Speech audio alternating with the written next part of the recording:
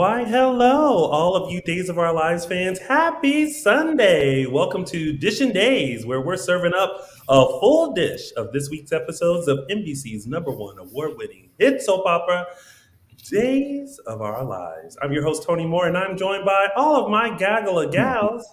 We have... Me, Michael Mattis. You, Michael Mattis. You. Here's the story. Hey Lovely lady. guys, Justin Hareld here. And we also have... Hi, everybody. I'm Araceli. And thank you guys so much for tuning in. If you're watching us live, we appreciate you. If you're listening to us later, we appreciate you. But guess what you need to do, though? You need to follow us on all social media platforms. We are Dishin Days Show on Facebook, Dishin Days on Instagram, and _Dishin Days on the Twitter. The @ is currently underwater, missing, and can't be found. Also, subscribe to our YouTube channel. Since you're right here watching us live, you should hit that subscribe button, hit that bell notification, so that way you can always know when a live video or just a video is popping up. You can also take us on that long trip, that gym workout, that stroll around your neighborhood. We are on all podcast stations, Apple Podcasts, Google Podcasts, and Spotify and iHeartRadio. So take us along and listen to us and let our soothing voices get you through whatever long trek you have endured. Or maybe you're just sitting at home washing dishes. That's a long time. And also make sure you buy our merch. We got merch, y'all. So make sure you go to dishindays.threadless.com. Get yourself a Meliswin possessed Dishin Days logo or serving a full dish shirt, bag, towel, whatever is available per logo. It's all available there at dishindays.threadless.com. And also, to get your full soap opera fix, head on over to JLJ Media on the YouTubes. They are back, bitches.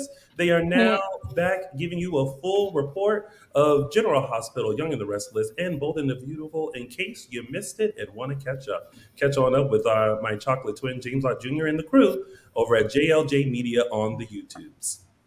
And that has been your church announcement. Hi, everybody. Hi, everybody. Okay. We will get to this later, but I already can tell you that 3 people are mad at me. Who's mad? I'm not mad. I'm not mad at the situation. I'm mad that I was purposely misled. Oh, I thought it. Yeah, pleasantly surprised. Wait, so are we going to start with the elephant? No. Can we please? Can we not ruin my news for 1 week, please?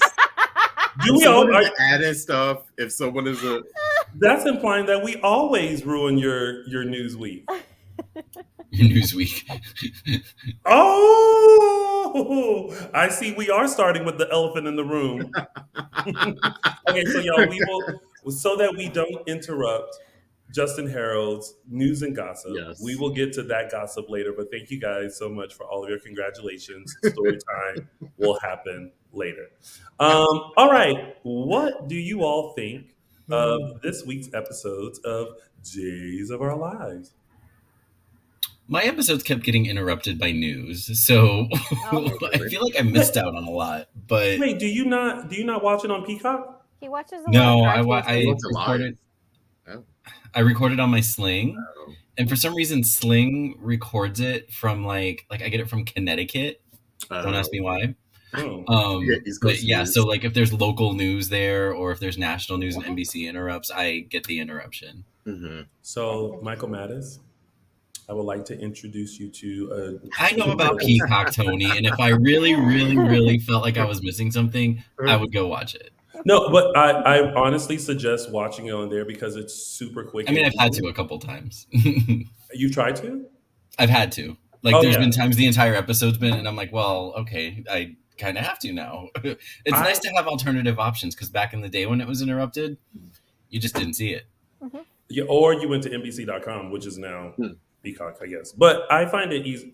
Sorry, we're digressing, but just for a second. I find it easier to watch it on Peacock because the commercials are very limited. You don't have to fast forward, and you can actually get through it like very quickly. So that's just a suggestion. Cash that Peacock check, Tony.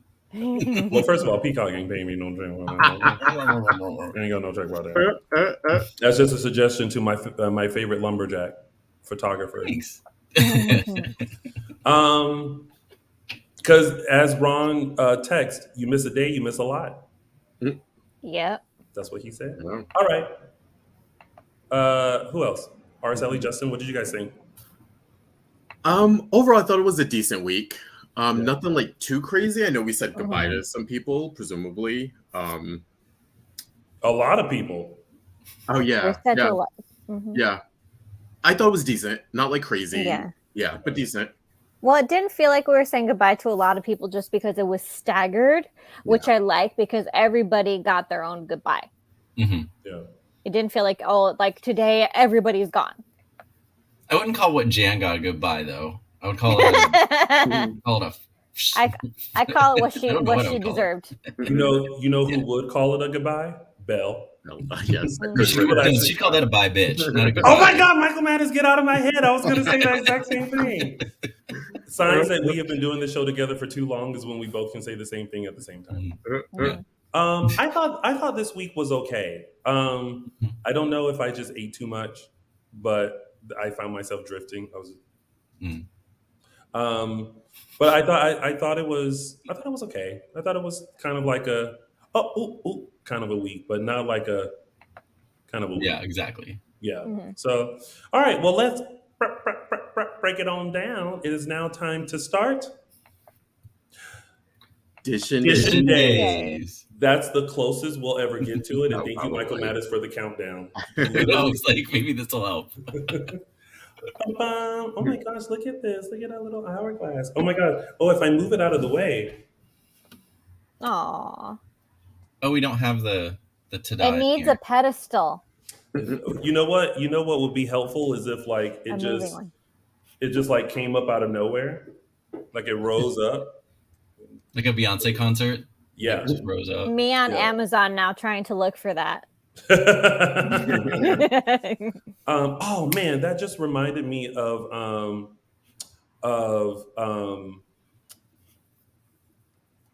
Duke the Bear. I meant to get that. God. I still didn't get it. If someone has that link, send it to me so that I can actually buy it this time and add it to our Dishin Days collection. All right, so you guys, let's kick things off with. I'm just gonna call it Abigail's funeral. Yeah. We all know who's involved. No, you call it Who Done Killed Abigail. Who done did killed Abigail? You know, I don't even want to. I don't feel like it's a case of who done it. Really? No, because I mean, it's a question of who done it, but not like they're not framing the story that way. Yeah. Yeah, it's kind of like who did kill Abigail, but it's not like who done killed Abigail. You know, there's not suspects because I don't. It's like I'm more so crossing people off the list than I'm adding people onto the list. Yeah. At least that's just how I feel. So no one had anything to say after that. I said all of that, and everyone just. Well, you didn't bring out. Well, we're taking our cues from you, Tony. You didn't bring out like the whiteboard and like. No, because it's not whiteboard worthy. They seem to not be like. I get what you're saying. Like they're focusing on. It's almost like they're focusing on instead of like all of the suspects. They're focusing on like one suspect at a time. Like this week, it's Clyde. And we know it wasn't. Well, it's kind of Clyde, Leo, Gwen. Those are the ones they were focused on this week. Yeah. Well, so like, let's think back to the last murder mystery. The last murder mystery was who killed Charlie Dale. Yes, and that was more of a mystery because they framed it in that way, and we literally had all these people who were like, "Oh, it could have been them because they arrived at this time," and it could have been, and then it was. Yeah. Well, it was also a case of like everybody. This is a character everybody hated. Nobody liked him. Right. And this is the case is like really only one person hated her. And that was Gwen. And like, yes, she's a suspect because it's like, where were you? And how were you able just to casually walk out of jail? So like, but the thing is this. we're missing the fact that Leo was in the closet when she was killed. Here's my theory on that. I don't think that he saw who killed Abigail. Oh, I don't think so either. Yeah. I don't think he saw it. Otherwise, he would have been a little more confrontational with Gwen. Or he would have done the opposite and he would have tried to protect her. As a friend. That needs to be explained. I think when it comes around, that needs to be explained. I think he heard it. Yeah, I agree. I don't think he saw anything. I think he heard it happen. There would be no reason to even question. If he saw the killers, he'd know who it was. So it wouldn't be a question of, did Gwen sneak out? Did she not sneak out? Yeah, he wouldn't be questioning her. Yeah. I agree with you. I think he heard something and then he found Abigail sort of almost dead and got the hell out of there. It's also the way he's been acting, because Leo, every time Abigail's name is brought up, he is horrified. That's why I think that he heard the murder, because I think he heard something he wasn't supposed to. I'm not sure how much of a sight was involved, but he is shaken every time her name is brought up. Yeah. And his contrition with Chad, I actually bought. Yeah, I don't know if he knows. I agree with you. I don't think he saw it. I think he heard something. Oh. When he had that talk with Chad. Oh, you used the SAT word. She used a Catholic word. I knew what it was. Hey, I had to study both. Yeah, I think he heard maybe a one-sided conversation, so I don't even know if he knows. I don't think he saw anything. I think he heard something, and it's probably heard Abigail's side of the conversation, whatever that confrontation was. We don't know. It could have been the person coming in and talking to her, fighting with her, or just coming in and essentially just stabbing her. We don't know yet. That hasn't been revealed, but I like that they've been doing this the past couple of times, and I don't know if it could be a budget thing, but I like the way they're framing it, where we're not seeing an actual funeral, but we're seeing everything that leads up to it. And we're sort of, for me, I got the feeling of it. I'm glad we sort of didn't see a funeral, if that makes sense. I love the framing of doing the eulogy and then showing how each person connected to Abigail. Actually really like the way they did that. Yeah. So for me, by the time, and I think it was Jennifer, I think it was Katie who narrated it. I think by the end, it was like, okay, I really don't want to sit through a whole episode of that, because I think we just got that basically. We got everyone sort of explaining how they're related to her or know her and what she meant to them. So I didn't think we needed an actual funeral for that. Yeah. And as much as people complain, I think that these days, budget being what it is,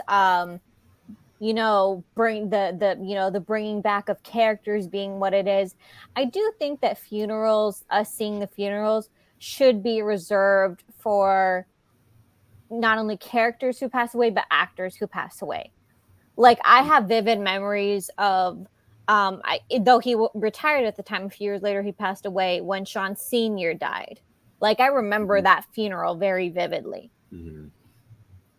Yeah, I mean, I feel like,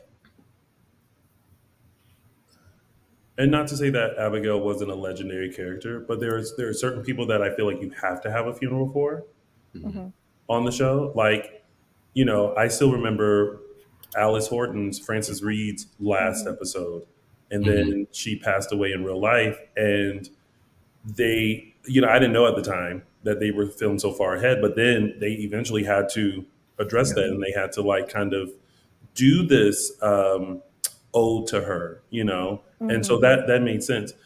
And then I also think of didn't Laura show up to someone's funeral in red?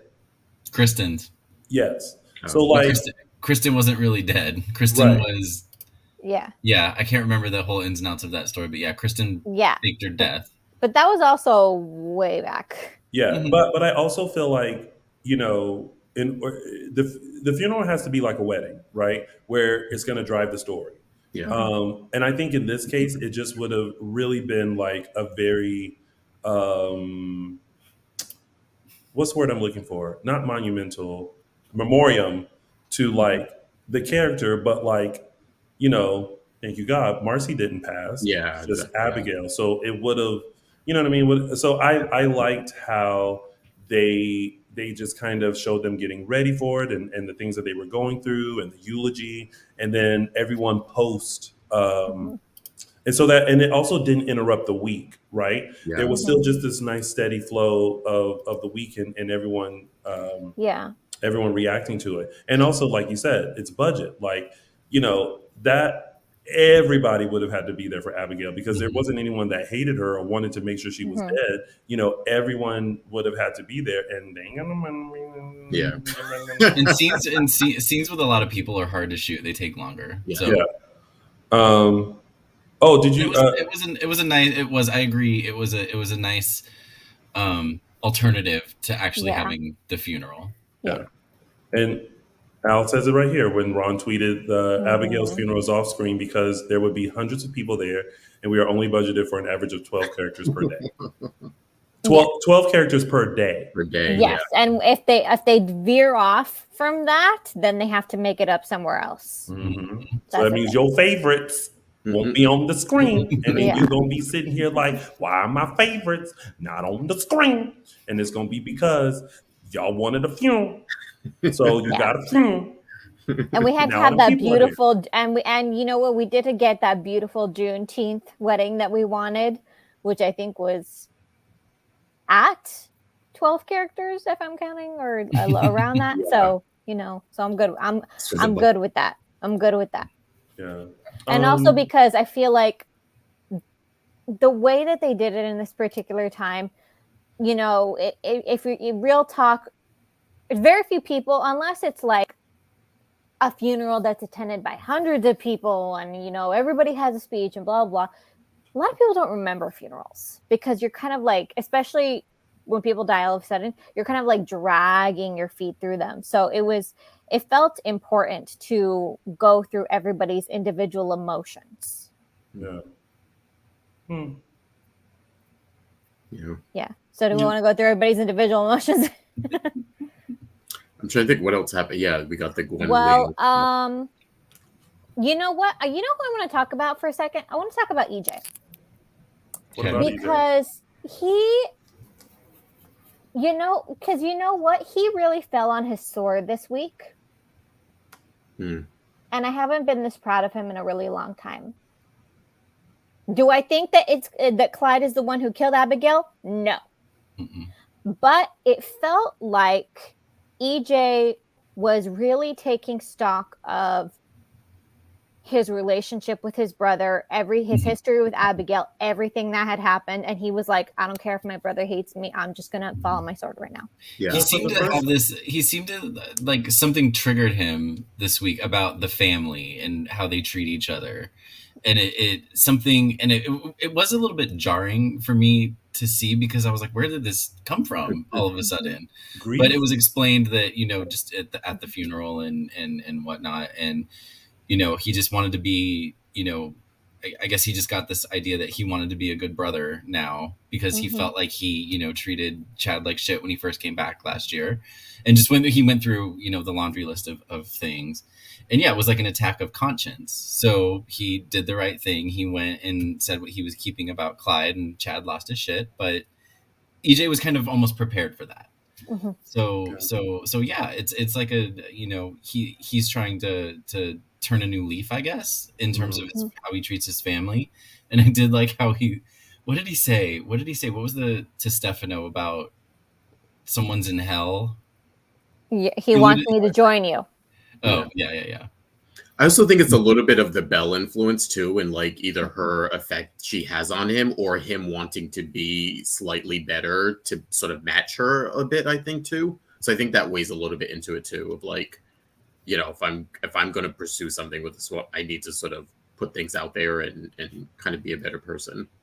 I think the grief of losing someone who wasn't deserving and so lovable. And mind you, remember, there was a time Abigail and EJ were pretty hotsy-totsy back when they were played by Kate Mansi and James Scott. So there was a moment, and Belle was like, had mentioned something, and that was a moment I remember, like, oh, that love couldn't have been lost. It might have been different, but that the feelings were still there. Yeah, the feelings there like were some feelings there. Yeah, so I also maybe that brought it up. I also wonder if it's a part of him. It feels like, and you saw this when Johnny was possessed, just how terrified EJ was of that whole situation, that it feels like it's taken him this long to realize that while he was recovering from everything that he went through, while Sammy was nursing him back to health, all those years that he was off the canvas, he was so focused on his recovery and how badly he felt physically and emotionally that he didn't understand the toll that it took on his family and what they were going through. It almost feels like Abigail's death has hit him in a way that he's almost feeling, it's like he's feeling what his kids were going through. He talked about Thomas and Charlotte, and I think it's finally hitting him what his kids went through when they thought that he had died. That's an interesting take. Yeah, because he really just didn't care. He didn't care what was going to happen to him, and he looked at Rafe, he looked at Chad, he said, I'll take my lumps. Yeah.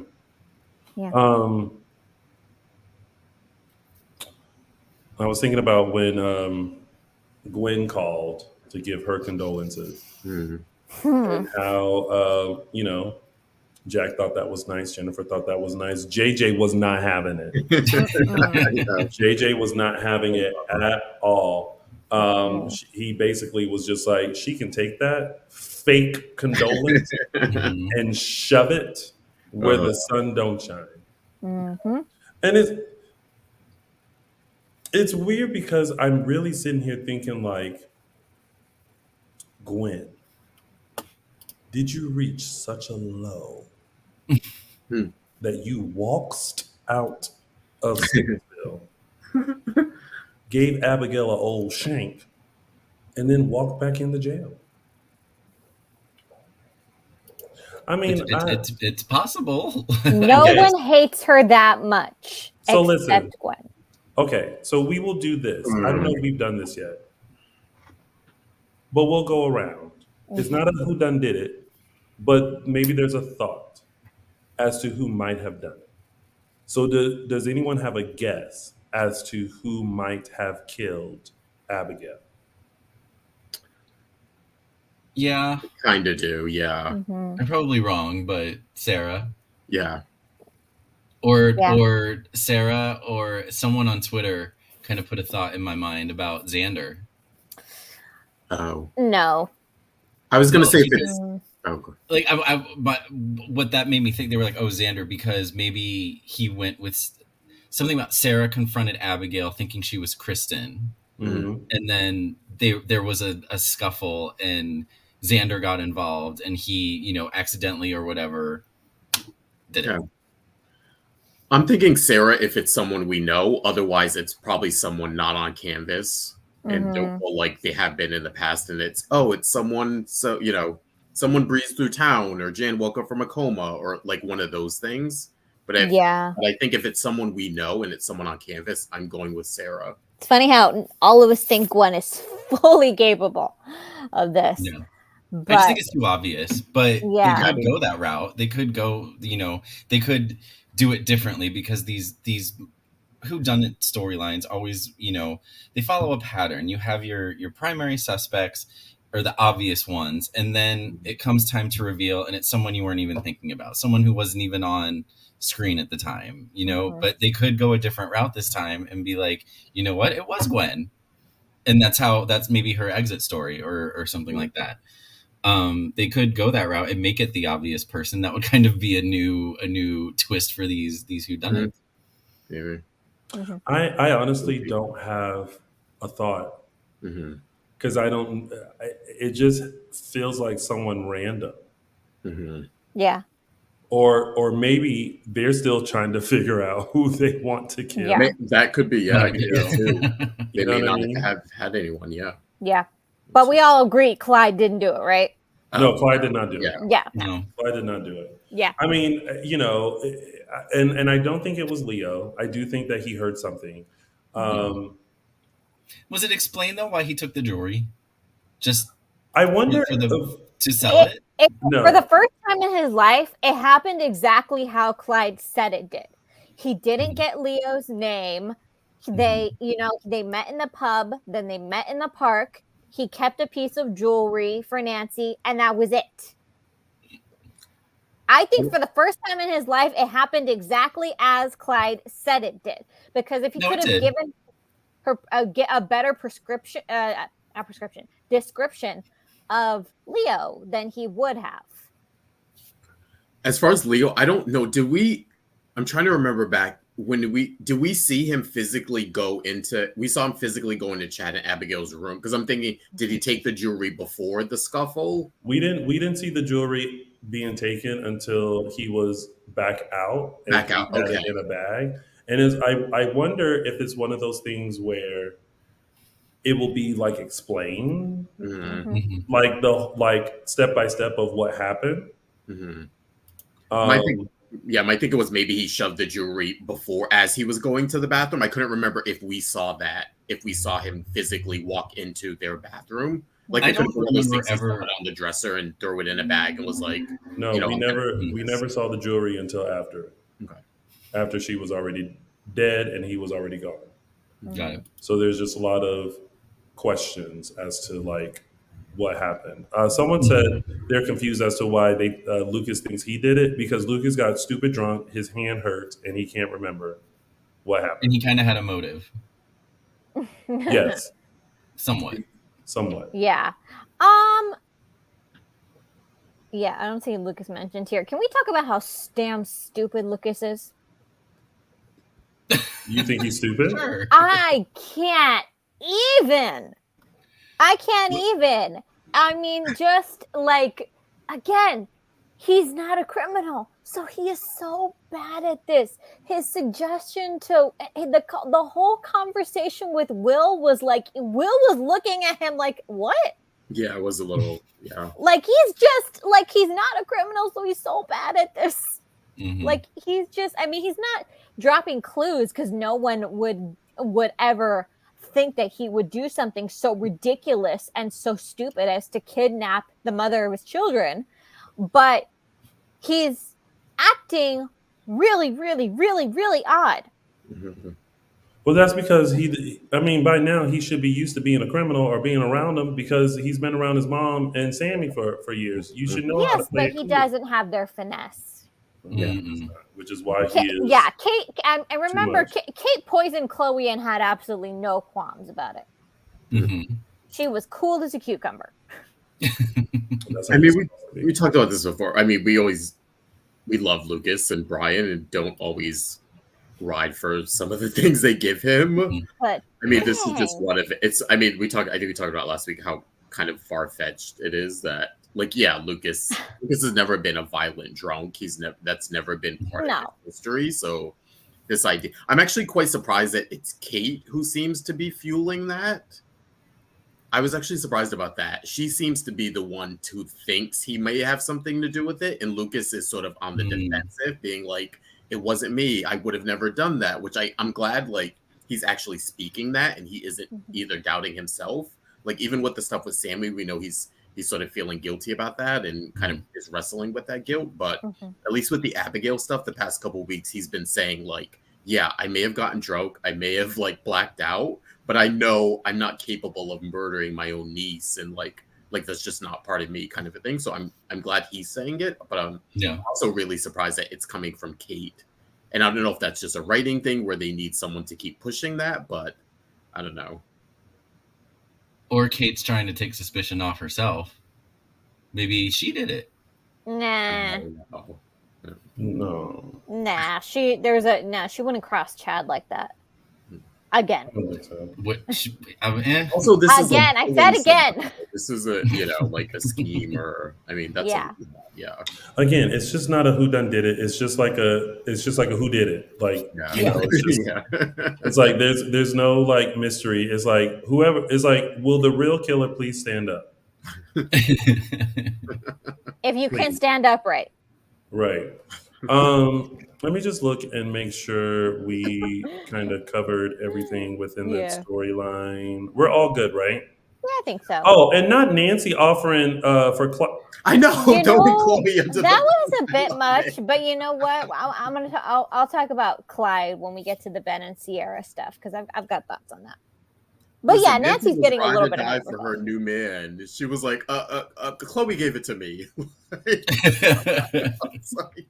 Well, then like someone made a comment, why isn't she in trouble? She lied, but I guess maybe Rafe was like, let it slide. Yeah, I don't think he could. Yeah, I think. Well, it was explained. Clyde was like, didn't Clyde say that he told her like, to say that Chloe got it? Yeah, I mean, we all agree we're team Nancy. We're team. Let's figure this out with Nancy because now that you done destroyed Craig and Nancy, let's figure this out. Yeah. Oh, and that whole interaction between Leo is like a gnat. Yeah. Like a gnat. Just swat him away. I kind of like their chemistry though as foils. I kind of like it. Just throwing shade against each other? Yeah, I kind of like that. Yeah. Mm-hmm. They need to give Nancy some better jabs at him though. Yeah. Sometimes I'm like, oh, that was the best. Okay, that was the best they could write for her. Because they write his stuff. He's very quippy. Mm-hmm. Well, Leo's a gay man. Need I say more? Yes.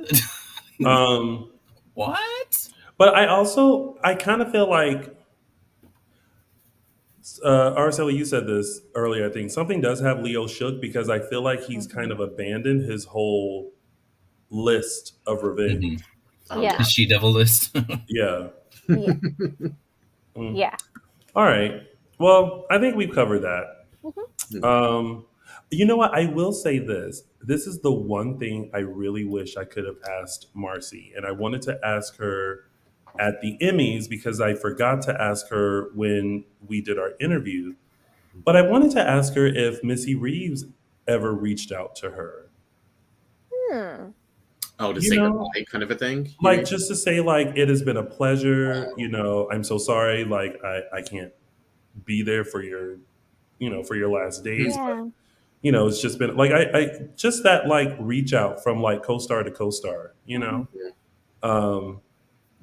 like, not have known because Missy is off canvas now. So, I mean, she had to have known because I'm pretty sure she was asked to like come back for this storyline. That's true. Oh, yeah. And was like, I'm not available. So then they had to go with Caddy, right? Katie. Yeah, at least Katie. I do it too all the time. It's the mean girls thing. Yeah. Katie McLean. If you are watching this, just rewrite her name in your head as Candy and remove the N. Well, I mean, yes. I mean, I think when we interviewed her, I think I told her that like I kept saying Caddy for the longest time. Yeah. I want to say Missy did reach out, but I'm just curious if she actually did. So, why someone's gonna like take that little question and be like, Tony from Dishin Days wanted to know, and then she replies, "Great, then we'll all know." All right, so let's move on to Jan, Shawn, Belle, EJ, Evan, and Orpheus. Well, at least we know she didn't kill Abigail. Right. I mean, she killed the other person, but she didn't. She's in the hospital for this one.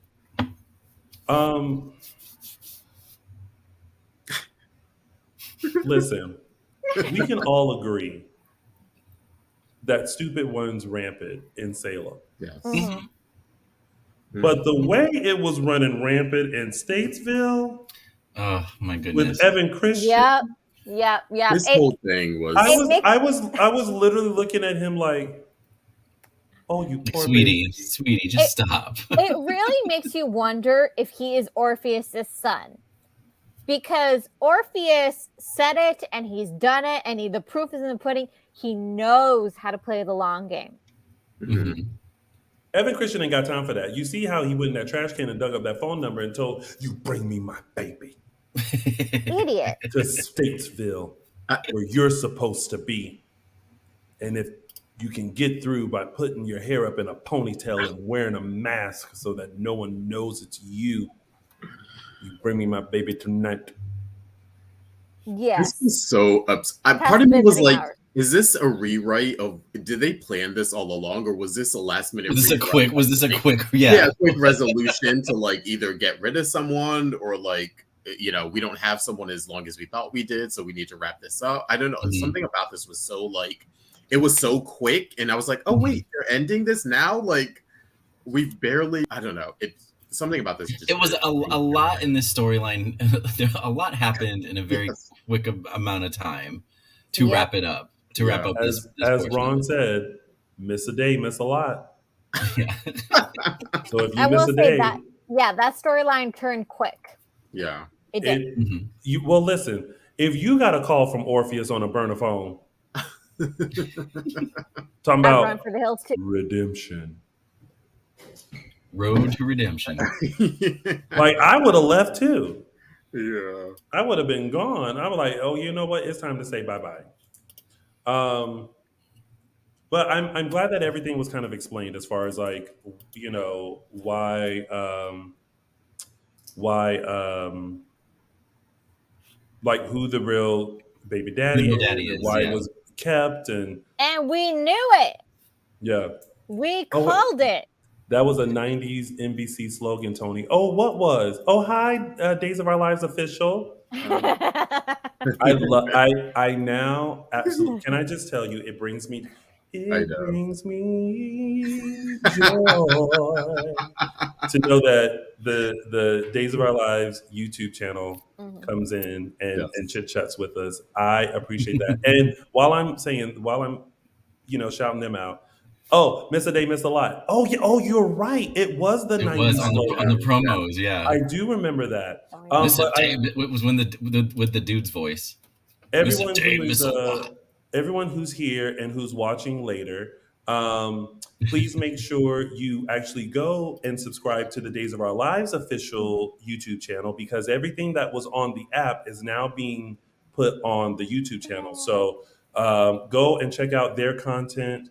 And what they're doing. Go and subscribe now. And thank you, Days of Our Lives official, for congratulating me on Beyond Salem 2. We have not covered that yet, but stay tuned because we are going to. We're getting there. We're getting there. We're getting there. Right now, we are covering Jan. Well, I will. You know what? I will say, Jan in this whole scheme probably acted the smartest because she knew. Once she figured out that Orpheus had used her, that Evan was Orpheus' son, she was like, I need to get the hell out of here. Yeah, the look on her face was like, oops, I crapped my pants. Let me tell you when I almost crapped my pants. Is when she tossed that baby. Oh, that I knew. That was so weird. What's the point of that?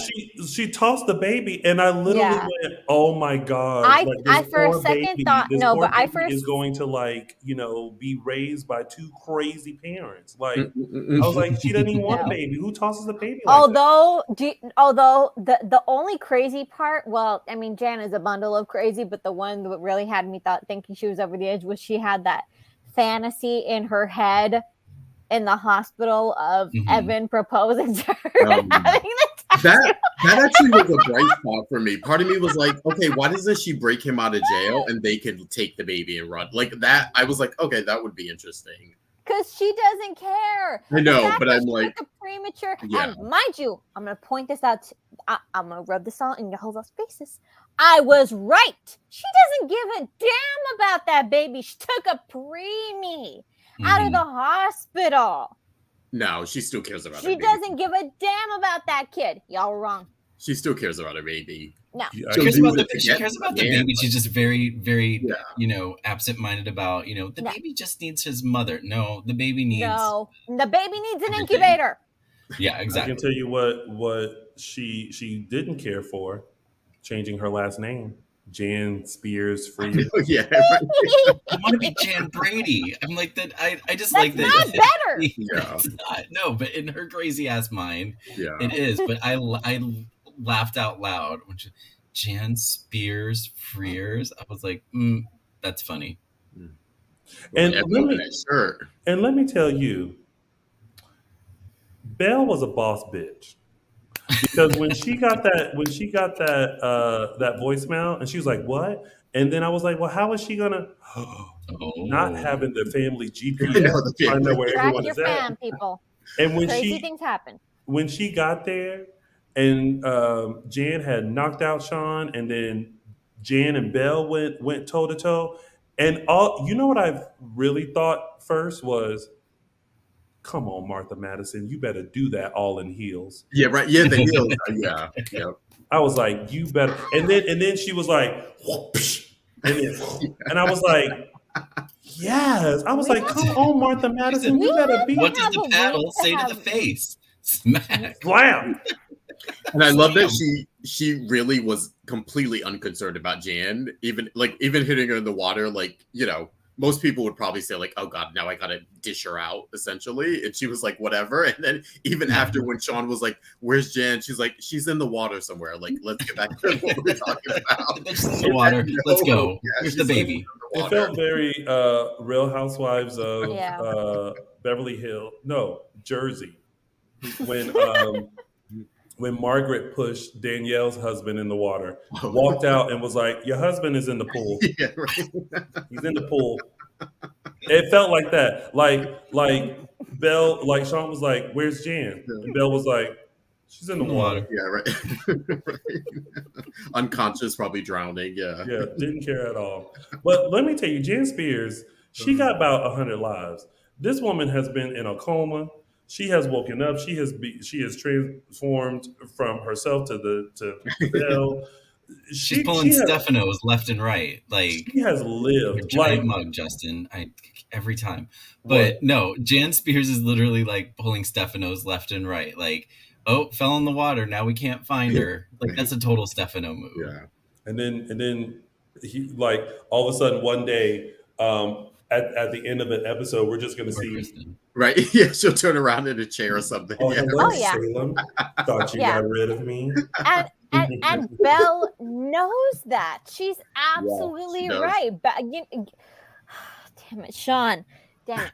Every time I have hope that this man is going to finally get it, he doesn't. He's like, oh, now that Jana is out of our life. I'm like, and Belle's like, do you see a body anywhere? Yeah. No, she's not out of our life. No. I would have, if I were, let me tell you, if I was Belle, as soon as she went in the water, I would say, nope, and like yanked her back out. Like, and then when I yanked her out, you're not going to cause me trouble. Make sure I know where you're at. Poor Shawn. Poor Shawn. Poor Shawn, nothing. I'm sorry. Look, I know that he's been lied to. I know he thinks the baby is his, but I'm so far past understanding with him at this point, because he was so earnest with Belle this week, you know, really asking her, you know, what she wanted. But my issue is this conversation should have happened like 3 months ago. Mm-hmm. Like, I just, you know what? Oh, I want to ask you guys this, and everyone who's tuning in now or later, I want to ask you guys this too. When it comes to Belle and EJ, are we okay with a one-night stand? Like, we hooked up, it was great, let's just go back to being friends. Or do we want them to be a couple? So if you're okay with the one-night stand, raise your hand. I'd be okay with that. If you want them to be a couple, raise your hand. I don't know. I can't answer. I can almost see where they're going with this. That it's I can already see where they're going with this story. Yeah, so but it's hard to. I'll step in here and say that maybe there's an in between. I'm not sure. You hook up on occasion without commitment? Look, I'm not sure that this needs to be defined. I'm really not sure. They're friends. They trust each other. EJ's probably been more honest with her than he has been with anyone in years. And vice versa. You know, even when they slept together, you know, Belle had the freedom to say that she felt guilty afterwards. And even though EJ didn't like it, he accepted it. And it's why we're so into this pairing is that, you know, EJ, at the very least, EJ is asking Belle how she feels. And even if he knows he's not going to like the answer, he's still asking. And he's giving Belle the freedom to figure it out. Listen, I just feel like after that one night of giving him something he can feel, I'm okay with them just going back to just being, you know, and then like, you know, if they like have a late night and then she's just like, and he's like, and then she's like, yeah, and then he's like, you know, and then someone it happens, and I'm okay with that. Someone made a comment that they were down for like a messy affair, and I'm like, I think that would be like entertain. That would be very soap opera for like Belle and Shawn to reunite, and meanwhile she's, you know, banging EJ on the side, kind of like almost not quite a repeat, but you know, of Abigail and EJ. Yeah, exactly. But I don't think let me that's tell gonna you, that was when they used to. It was that, good. It yeah, that was in a shower scene. Yeah, that was an affair. Also, that wasn't about like love. That wasn't about they were not making. They were not making love. They were fucking. That was yeah. So I'd be down for that, but there's already feelings developed between EJ and Belle. So this feels, it does. Yeah, no, this feels very different. This feels like more of a friends with benefits situation. Yeah, where there's a middle ground here.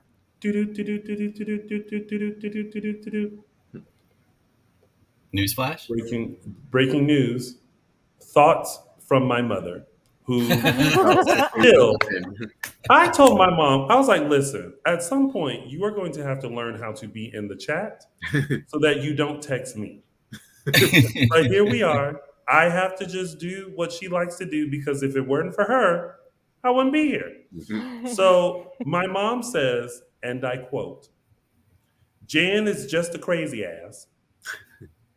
Hell no, friends. That's to EJ and Belle. And Belle will be pregnant with EJ baby. I agree with that. That's where they're going with it. That is the gospel according to my mother. Thank you, Mom. Yeah, I'm thinking we're gonna get a double reveal of the baby isn't Shawn's and oops, I'm pregnant. Kind of, that's where I think they're going. I think Mama Moore is totally calling it. See, I thought, let me take the baby is Evan Christian's threw me for a loop, because I really thought it was going to end up being Belle's baby.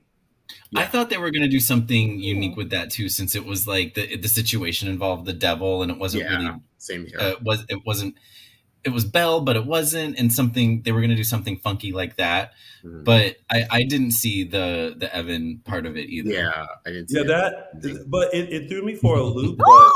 But it threw me for like a good loop. You know, I was like, and that's how I feel about. That's how I feel about the whole reveal of who actually killed Abigail. I feel like it's going to be someone that we're going to be like, I didn't even think of that person. But it needs to be someone we care about. It can't be another so-and-so got out of a coma and did it, and we don't care. You know what I mean? No. Like, it needs to be it needs to have an impact. Mm-hmm. That's why I'm kind of leaning towards Sarah. Sarah's like, and I think Sarah, Ron mentioned in an interview that it was going to be a major character, but again, that's not very specific. Like, you know, is it someone that's on screen now? Is it someone that's involved in a storyline now? That's what I want. Yes. Yeah. I think so. Yeah. Mm-hmm. We just don't know who. Yeah. But everyone seems to think it's Sarah. So. Well, and just for that, it's not going to be Sarah. It's not going to be Sarah, yeah. They're going to be like, okay, we're extending the storyline another 6 months and not making it Sarah. They're going to change all right, so now let's move on to Bon Voyage. Living in Sin. I like how they've had to explain the name multiple times to multiple people. What? It's our Smush name.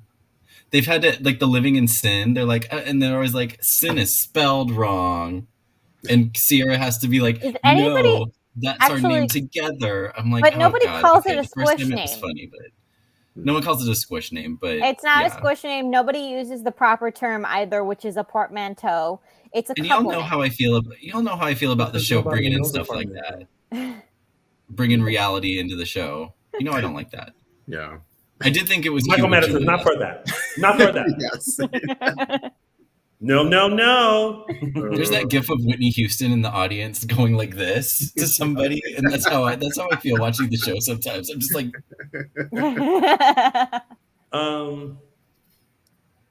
okay. I only felt this way for 2 seconds. Where are you laughing? I kind of side eye that whole Ben and Ciara ending. Because I was just kind of like, I've heard better last lines. Here's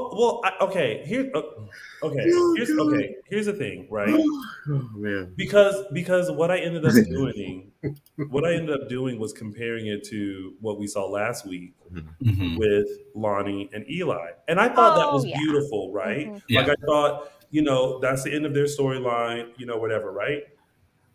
And like as they were saying their goodbyes, like I felt like, oh wow, like in the baptism, like all that, like I felt really good. It was nice to see that, Marlena was the godmother and Rafe is the godfather, and them kind of saying their goodbyes to Jake and to, their close friends, right? Mm-hmm. But it was that last huddle. Yes. And I was just like, to me, that was Victoria and Ben. Do you know what I mean? It took me out of it because it felt like it was Victoria and Ben saying and Rob saying goodbye as opposed to Ben and Ciara. You know what? I think this is okay for me. This is how it could have worked. If they had did the picture, but then the picture all of a sudden came with a banner that was like "Bon Voyage," "Living in Sin," like a postcard kind of, like them on the boat. Yeah. Or like a Carnival Cruise Line. Yeah. Kind of you know what I mean? Like something that didn't make it in the frame. Yeah. Something that didn't make it seem like, Yeah. And I felt like they could have still had the same effect if they had just actually taken a picture and just had them turn to the side like you thought they were going to. Where it was like, oh, I forget who it was, whether it was Rafe or Jake. Rafe was supposed to take the picture, and then they didn't look at Rafe. So I'm like, yeah, exactly. And then I was like, oh, you could have still just framed it. Oh, we could argue about the angle of the dock and all this stuff, blah, blah, blah. Look, we're gonna see them next week. We're gonna see. No, you know why? You know why I'm not upset. I don't care about this. Is because Ilani got the send off they deserved, and they're not gonna be in Beyond Salem. We are gonna see Sin next week. We're not done yet, guys. It's okay. So if Salem and Days of Our Lives were that's separate. They should have still gotten even though they're gonna be on Beyond Salem, it's a separate show. I feel like the end was they got the goodbyes that they needed to, but it wasn't it wasn't as impactful as like Tony said, with Lonnie and Eli last week. It just didn't have that the heart seemed to be missing from except the scene with Victor. I liked Ciara's scene with Victor. That was necessary because we don't get enough scenes with John Aniston, and I felt like it would have been a cheat if he didn't get to say goodbye to them. That was necessary because they did have, they always had the bond, those two characters. Yeah. I will say though, they get a take 2 next week. So yeah, right. I will say the stuff with Marlena was a little much for me. I was like, I'm did it 3 different times, and I was like, okay, I don't think we need 3 separate scenes of them saying goodbye. That's much. I liked it, but I thought it was a little overwrought. But all right, blah blah blah. All you Sin haters. I really loved the scenes with Ben and Will. Because all y'all saying, well, he killed him and blah. Well, okay, yeah, we get that. We've covered that extensively. If anything, Sin being off the canvas, I won't have to go into my rant week after week about how Ben and Will were in prison together, and Ben saved Will's life that time, and Will forgave him, and Will was Ben's best man. This is the last time I'm going to say it. And I'm going to let it go after this because then Ben will be off the canvas and you guys can stop bringing it up to me. Wow. They've made peace.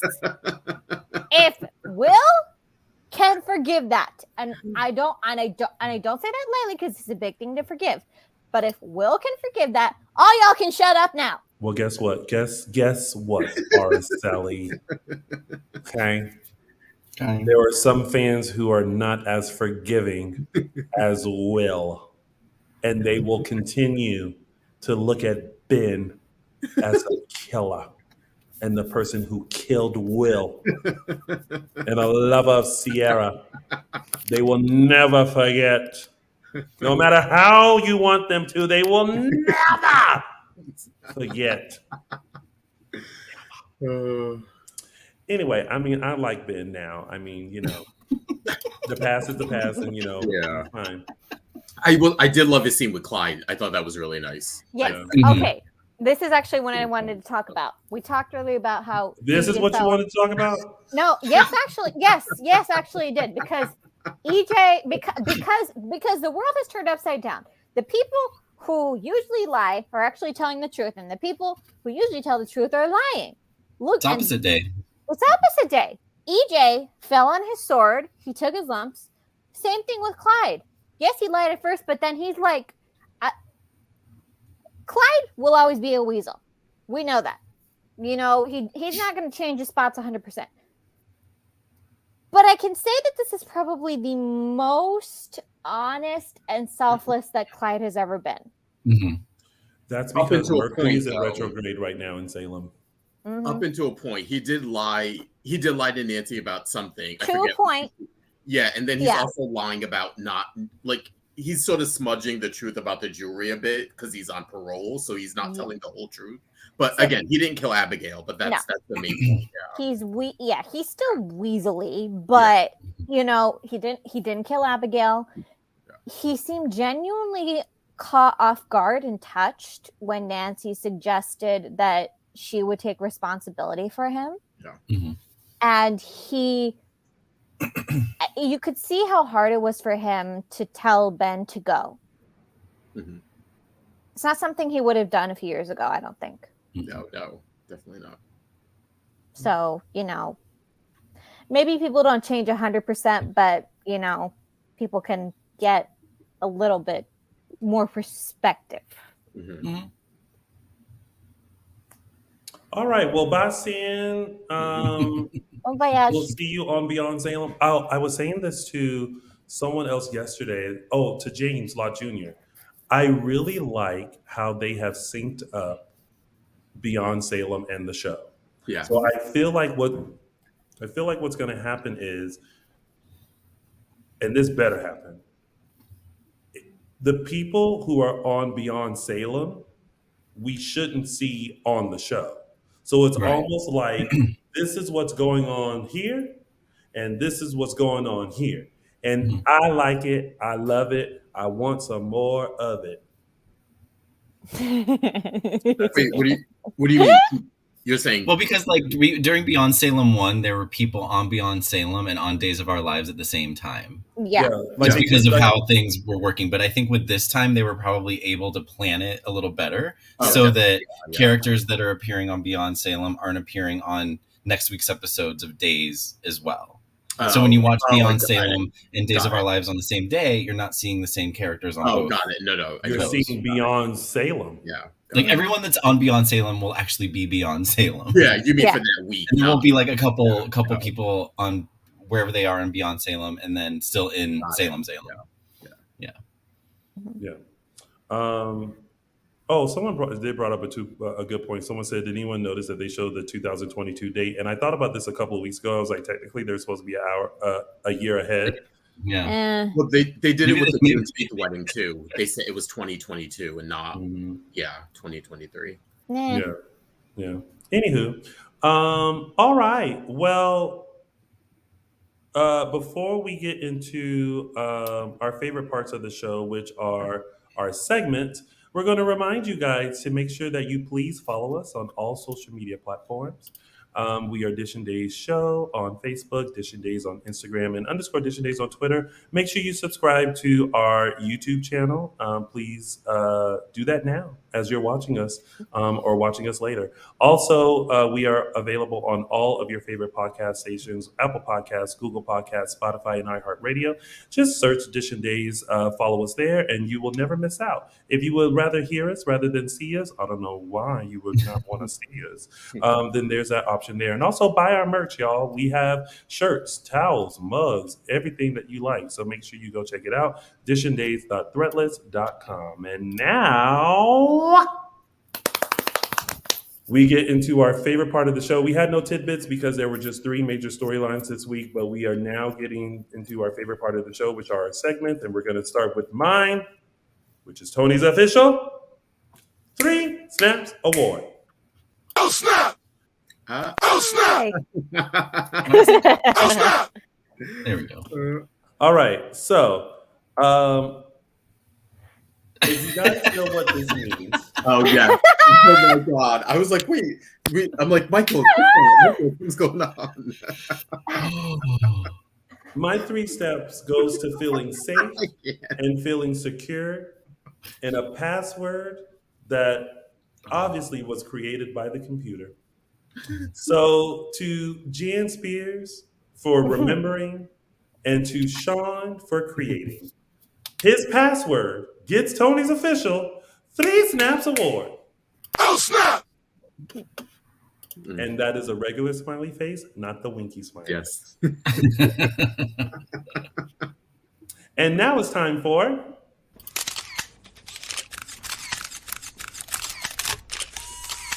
Caption That. Forgot how long that was. Anyway, this week's Caption That photo comes courtesy of Chad and Leo's conversation in the park, and this week's caption goes to Vanessa Avila on Instagram with her caption, "Look over there." Oh, In Jada the Essence Hall. in the style of Jada Essence Hall from RuPaul's Drag Race. I love Look it. over there. Will never not be funny. And that has been Caption That. Not gonna, yeah. I forgot to put in the short version like on that. So I just have to do it myself. Oh, snap! Ha! And now it's time for Those were the days. Very choir-like.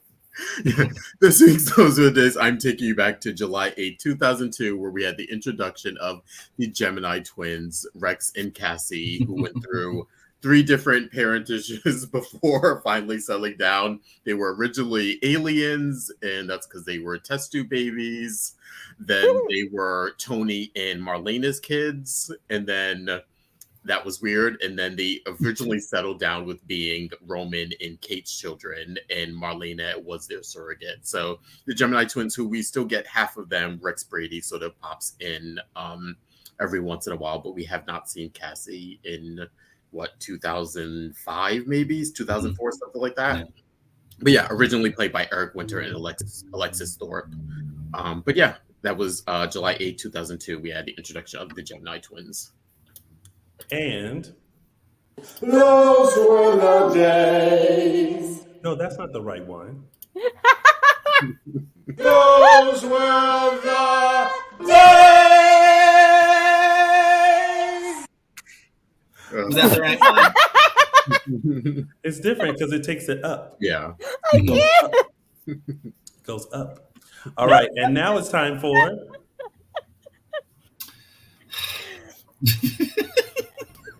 It's a Gift. Okay. I just want to let everyone know that Michael Mattis hates me right now because he wants to click more buttons.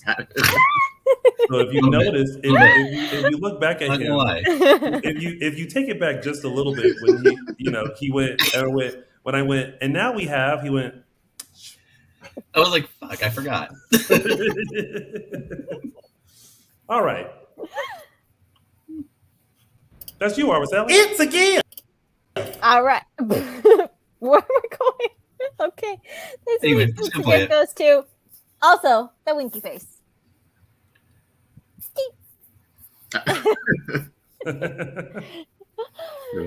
I will never lick an emoji the same way again. And that was It's a Gift. There you go. He's very pleased with himself, ladies and gentlemen. I love it. Little things. It feels like our original show with all of our Belle and whistles. So yeah. Thank you, StreamYard, for allowing us to upload our own music. Thank you. All right. And now it is time for, well, we're just going to skip that. No, I'm just kidding. It's now time for news and gossip. Yes, this is the moment you've all been waiting for. If you've been living under a rock the past few days, you do not know the biggest and last casting news we have for Beyond Salem is our very own, you know him, you love him, Mr. Tony Moore. Yeah, we know the latest actor added to Beyond Salem Chapter 2. Which Araceli's going to scream at him because that he kept from us, but go ahead, Tony. Okay, all right. I'm not you, Araceli. Let's get the. We're already starting with yelling at him. Yes, Araceli. Okay, go ahead. Okay, look, I understand. Tony had something like this, especially for streaming. You usually have to sign your life away. Game of Thrones style, like you spoil, you die kind of a thing. So, it's called an embargo. I get it. Mm-hmm. My issue comes with a meeting that we had 2 weeks ago. Mm-hmm. This was after y'all were gone, and we had a meeting afterwards. And Tony was purposely misleading. What do you mean? Because he was like, "Oh, I've given up on Terrence." Oh yes, I know. I've accepted that it's not gonna happen. So if he'd done nothing, I'd be like, okay, I get it. There's contracts, there's embargoes, blah blah blah. But it's the fact that Tony was purposely misleading. I forgot about. You know what, Araceli? I'm on your side now. Thank you. Listen, don't be like Nationwide and be on her side.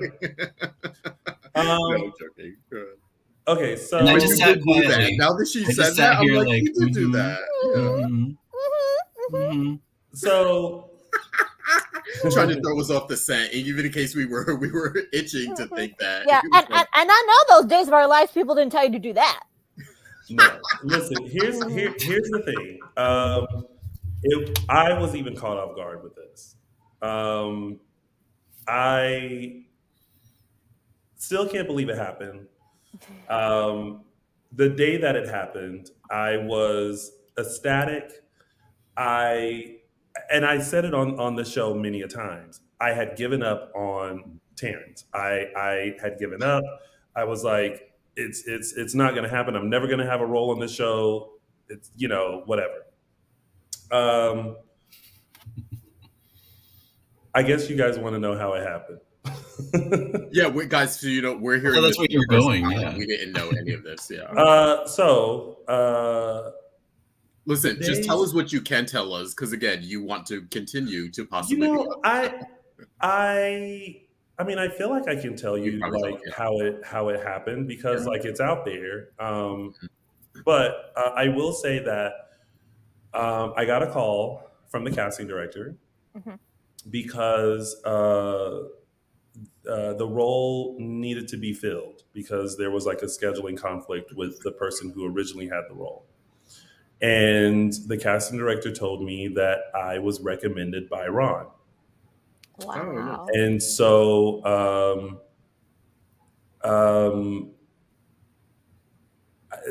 I sent in stuff and then after a talk with Ron and the execs and all that kind of stuff, I got a call back and it was like, you're booked for tomorrow on Beyond Salem. Cool. And I literally flipped my shit. I was like, I cannot believe this is happening. And then suddenly in my email, I had a script. And I don't want to, I will tell you this so that I don't hype this up anymore. My episode is just Monday. So don't think you're going to see me all throughout. But I've been on cloud nine ever since, and Nice. I literally have to thank Ron for this opportunity, and it's so weird because this whole thing kind of manifested itself. Like, we've been talking about this for so long, and the fact that it was always. I think at some point it went from Maxine's son to always being paired with Paul, Mhm. and to now like getting the script and being paired with Paul, and then seeing that Drake Hogerson was in the scene. Yeah. Oh my god, oh my god, oh my god, oh my god, oh my god. So I was super nervous. But I went in there and I did it, and I had an amazing time, and I'm so glad that you guys get to see it. I'm so glad that like this 20-year dream that I had given up on a few years ago had like finally come true. And it's so weird to like, I found this video. I think I'm gonna post it tomorrow on my Instagram. I found this video when we were in the AfterBuzz TV studio of me telling Chelsea how a few months ago I had a dream that I had booked the role on Days. Oh, wow. And so now it's weird to flash forward now that like it all came true. So I'm super happy. I'm super excited. I can't wait for you guys to see it. I hope you guys like it. I hope you guys don't go, you sucked. And then as far as like how I wanted you all to find out, I was like, how do I do this? There were many a plans on how I wanted you guys to find out. And I had landed on, I'm not going to say anything. I'm just going to have them watch the That would have episode been fun too. and like and then all of a sudden I pop up. Yeah. But then I was like, man, like I want to see their reaction to like when they see it. And then I was like, wait, should I make a big deal about it and be like, oh, we all should like watch it together? Yeah. And there was a part of me that was like, oh, maybe we'll get a screener of the first episode and like we can like Zoom and we can watch it and then they can see. There was all these things. And then we got the press photos and that photo was in there. And I went back and forth and I was like, the only person who really cares about this reveal is me. No one else cares about this. And I was like, you know what? I'm just going to put it out there. And right before I put it out there, I text y'all and I said, hey, sorry, I didn't tell you guys. I sent the photo like there. And then I pressed post on everything else. So, yeah. Which for me, I was just telling them before the show, I did not see, I was working and whatever and didn't see it till wee hours in the morning the next day and immediately thought like Tony had photoshopped himself into a seed and was like just sending us something kind of funny and cute because on our text message chain we do that sometimes and I was just like, oh, okay, this is all right, Tony, like what is, I don't know, it's like okay. And it wasn't until I got the other messages that I realized it was real, and it was so. Yeah, that's how sort of my experience with finding out.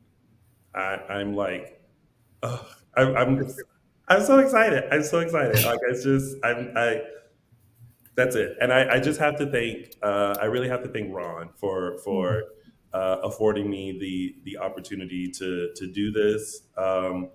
It truly, truly, truly, truly is, you guys know, a lifelong dream. And I also appreciate all of you, like all of your tweets and messages and everything. And like, thank you guys so much for doing this. I'm not going to tell you who I'm playing, but I will say that John says it in like one of my first interactions, sort of.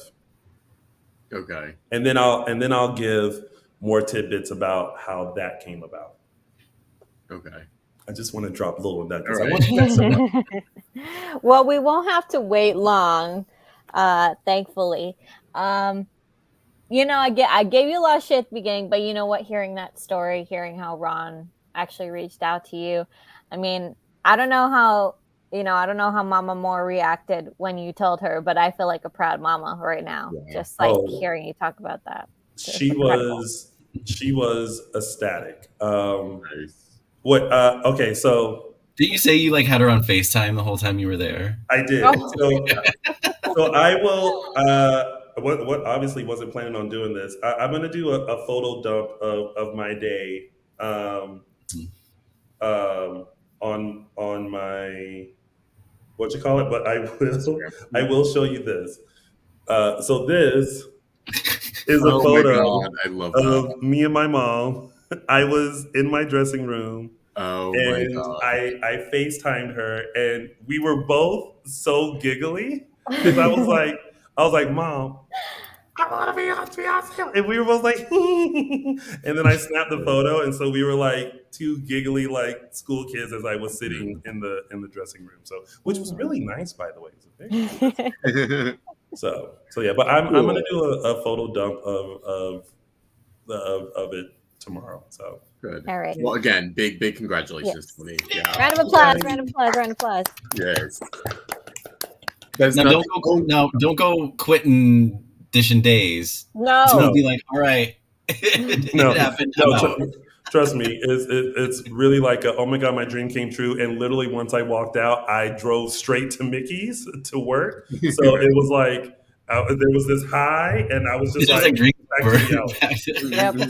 Literally like back to reality. That But perfectly describes LA.